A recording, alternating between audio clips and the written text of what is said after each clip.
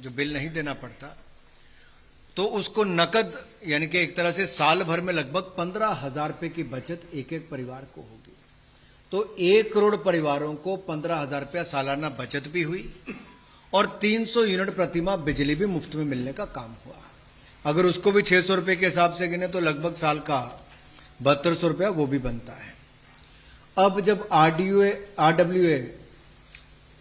RWA और group housing societies के लिए कॉमन फैसिलिटीज के लिए और कॉमन एरिया लाइटिंग या फिर इलेक्ट्रिक व्हीकल चार्जिंग आदि के लिए 500 किलोवाट तक के रूफटॉप सोलर प्लांट के लिए 18,000 रुपये प्रति किलोवाट की सब्सिडी दी जाएगी।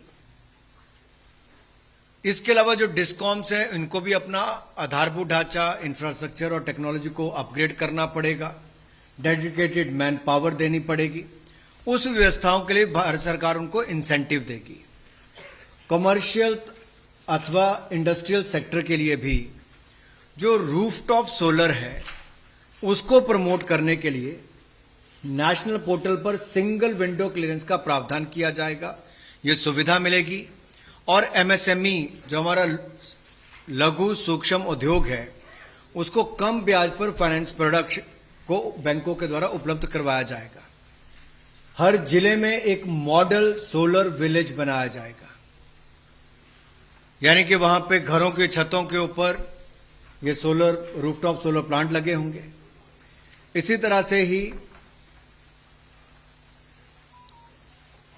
रिन्यूएबल एनर्जी सर्विस कंपनी रेस्को पर आधारित रूफटॉप सोलर्स के मॉडल को बढ़ावा देने के लिए पेमेंट सिक्योरिटी सुनिश्चित करने के लिए डेडिकेटेड फंड भी बनाया जाएगा।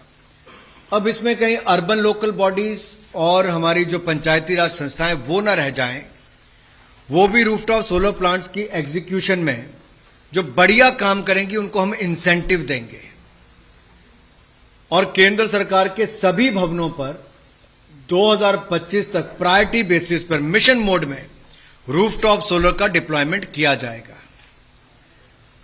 एक इसमें आप सबके ध्यान में डाल दूं, जो भारत में मैन्युफैक्चर्ड सेल्स और मॉड्यूल होंगे उन्हीं का ही स्कीम में उपयोग किया जाएगा और सब्सिडी के आप पात्र बनेंगे।